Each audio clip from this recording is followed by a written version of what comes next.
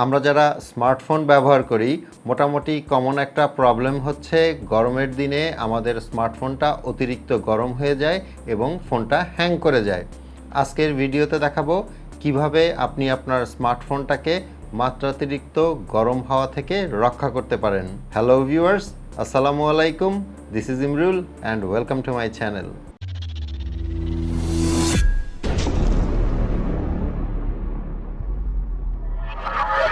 Welcome back. প্রথমেই বলি, phone মাত্রাতিরিক্ত গরম থেকে হ্যাং হয়ে যাওয়া নিয়ে আমার নিজের পার্সোনাল এক্সপেরিয়েন্সের কথা। আমি এ পর্যন্ত যত ফোন ব্যবহার করেছি মাত্র একবারই ফোনটা অনেক গরম হয়ে হ্যাং করেছিল। আমি একটু শেয়ার করি ঘটনাটা। সেদিন যেটা হয়েছিল, আমার তখন আইফোন 5 ছিল। আমি সকালে বাজারে গিয়েছিলাম, ওয়েদার ছিল অনেক গরম, এরকম এপ্রিল কিংবা মে মাস ছিল। সো বাজারে অনেক গরম ছিল। যখন আমি বাজার থেকে ফিরছিলাম হেঁটে হেঁটে বাসায়, তখন কিন্তু আমি ফোনে কথা বলতে বলতে ফিরছিলাম এবং কোনো এক সময় আমি রোদে দাঁড়িয়েই ভিডিও কলেও কথা বলেছিলাম।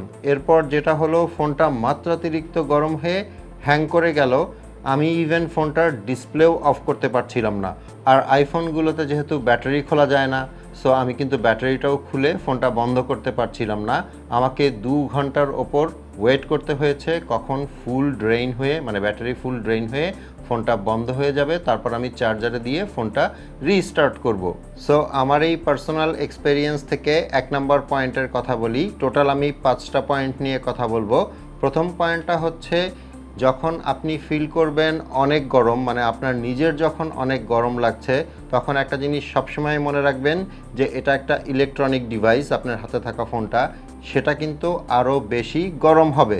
সো যেসব সিচুয়েশন এবং পরিবেশে আপনি ফিল করবেন যে আপনার অনেক গরম লাগছে এবং চারপাশ অনেক গরম, সেখানে আপনার স্মার্টফোনটা পারতপক্ষে ব্যবহার করবেন না। বাট জরুরি প্রয়োজনে আপনি সেটা ব্যবহার করতেই পারেন। কিন্তু মনে রাখবেন যে এরকম গরম আবহাওয়ায় একটু রয়ে সয়ে ফোনটাকে যদি আপনি ব্যবহার করেন, তাহলে কিন্তু আপনার ফোনটা খুব সহজে গরম হবে না কিংবা হ্যাং করবে না। এরপর 2 নম্বরে যে জিনিসটা নিয়ে কথা বলবো সেটা হচ্ছে, আমরা যারা ওয়্যারলেস চার্জার ব্যবহার করি তারা ট্রাই করবেন যখন প্রচণ্ড গরম পড়ে তখন এই ওয়্যারলেস চার্জার ব্যবহার না করতে। নর্মালি যে ডাটা কেবল, মানে যে কেবলটা আছে, ওটা দিয়ে চার্জ করবেন, ফোনটা কিন্তু অনেক ঠান্ডা থাকবে। আমি নিজেও কিন্তু পার্সোনালি সবসময় ওয়্যারলেস চার্জার ব্যবহার করি, বাট যখন অনেক বেশি গরম পড়ে তখন কিন্তু আমি আর ওয়্যারলেস চার্জার ব্যবহার করি না। আর যারা ওয়্যারলেস চার্জার ব্যবহার করেন তারা কিন্তু এটা সবাই খেয়াল করেছেন যে নর্মালি ওয়্যারলেস চার্জার দিয়ে ফোনটা চার্জে দিলে ফোন কিন্তু একটু বেশি গরম হয়। সো যখন ওয়েদার অনেক গরম তখন ট্রাই করবেন এই ওয়্যারলেস চার্জারটা অ্যাভয়েড করতে। এরপর 3 নম্বরে যেটা নিয়ে কথা বলবো সেটা হচ্ছে, আপনি যখন বাইরে আছেন, আবারও 1 নম্বর পয়েন্টের মতো, এবং বাইরে অনেক গরম, তখন যদি আপনাকে ফোন ব্যবহার করতে হয়, মানে আপনি হয়তো ব্রাউজিং করতে চাচ্ছেন কিংবা ম্যাপ ইউজ করছেন, এরকম সিচুয়েশন যদি হয়, তাহলে ট্রাই করবেন ফোনের ডিসপ্লের যে লেভেলটা আছে সেটাকে কমিয়ে ব্যবহার করতে। এখনকার স্মার্টফোনগুলোর ডিসপ্লে যেহেতু অনেক বড় হয়, আর এই ডিসপ্লের কারণেই কিন্তু ফোনটা অনেক বেশি গরম হয়। সো আপনি যদি এমনিতেই বাইরে থাকেন যেখানে অনেক গরম, তারপরে যদি আপনার ফোনের ডিসপ্লের ব্রাইটনেস বাড়ানো থাকে, তাহলে কিন্তু ফোনটা অনেক দ্রুত গরম হয়ে যাবে।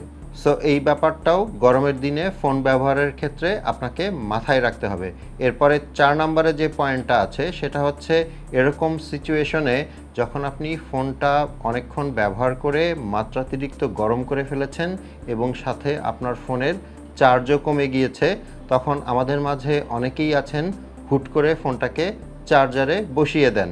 এই কাজটা কখনোই করবেন না, কারণ আপনার ফোনটা অলরেডি আপনি ব্যবহার করে অনেক গরম করে ফেলেছেন। তখন যদি আপনি আবার সেটাকে চার্জে দেন, তাহলে কিন্তু ফোনটা আরও বেশি গরম হয়ে যাবে। সো এসব ক্ষেত্রে প্রথমে আগে ফোনটাকে একটু ঠান্ডা হতে দিন, তারপর ফোনটা চার্জ করুন। এই মাত্রাতিরিক্ত গরম ফোনের ব্যাটারির জন্য যেমন খারাপ, আবার ফোনের ভেতরে যে ইলেকট্রনিক্স পার্টসগুলো আছে সেগুলোর জন্যও কিন্তু খুবই খারাপ। সো আপনি যদি আপনার ফোনকে অনেক গরম অবস্থায় চার্জে বসান, তাহলে কিন্তু ফোনটার বড় রকমের ক্ষতি হয়ে যেতে পারে। এখন 5 নম্বরে যে পয়েন্টটা নিয়ে কথা বলবো, এটাও হয়তো অনেকে খেয়াল করেছেন। প্রচণ্ড গরমে যখন আমরা ঘামছি, তখন যখন আমরা ফোনটা কানে ধরে কথা বলি, তখন কিন্তু ফোনটা কিছুটা ভিজে যায়। এবং এই ঘাম কিন্তু অনেক সময় আমাদের ফোনের স্পিকার গ্রিল কিংবা ওপরে যে এয়ারপিসটা আছে এয়ারপিস গ্রিল দিয়ে ফোনের ভিতরে ঢুকে যায়। একটু বেশি পরিমাণে এই ঘাম যদি আপনার ফোনে কোনো কারণে ঢুকে যায় তাহলে আর্দ্রতা এবং লবণাক্ততার কারণে আপনার ফোনটার কিন্তু বড় রকমের ক্ষতি হয়ে যেতে পারে। এখন আউটডোরে প্রচণ্ড গরমে যাদের ফোনে কথা বলতে হয় তাদের উচিত হবে হেডফোন ব্যবহার করা। আপনি যদি হেডফোন ব্যবহার করে কথা বলেন তাহলে কিন্তু ফোনটা আপনার কান থেকে দূরে থাকলো। গরম পরিবেশ এবং গরম আবহাওয়ার কারণে আপনার ফোনটা গরম হয়ে যাচ্ছে, এটা কিন্তু আপনি কোনো রকমের কোনো সেটিংস কিংবা অ্যাপস দিয়ে ঠান্ডা করতে পারবেন না। অনেককেই শুনেছি তারা গরম ফোনটাকে দ্রুত ঠান্ডা করার জন্য ফ্রিজে রেখে দেন। ভুলেও এই কাজটা কখনো করবেন না, কারণ দ্রুত ঠান্ডা হওয়ার জন্য আপনি যদি আপনার গরম ফোনটাকে ফ্রিজে নিয়ে রাখেন তাহলে আপনার ফোনটার ভেতরে জলীয় বাষ্প এবং আর্দ্রতা জমে যাবে এবং যেটার কারণে আপনার ফোনটার ড্যামেজ হওয়ার chances are very high. Main কথা হলো আপনার নিজের বিচার বুদ্ধি দিয়েই প্রচণ্ড গরমের মধ্যে আপনার স্মার্টফোনটাকে আপনার ব্যবহার করতে হবে যেন সেটা মাত্রাতিরিক্ত গরম না হয়ে যায়। আশা করি ভিডিওটা আপনাদের উপকারে আসবে। ভালো লাগলে একটা লাইক করে দিবেন। আপনাদের সাথে আমার দেখা হবে পরের ভিডিওতে ইনশাল্লাহ। সে পর্যন্ত সবাই ভালো থাকবেন। আল্লাহ হাফেজ।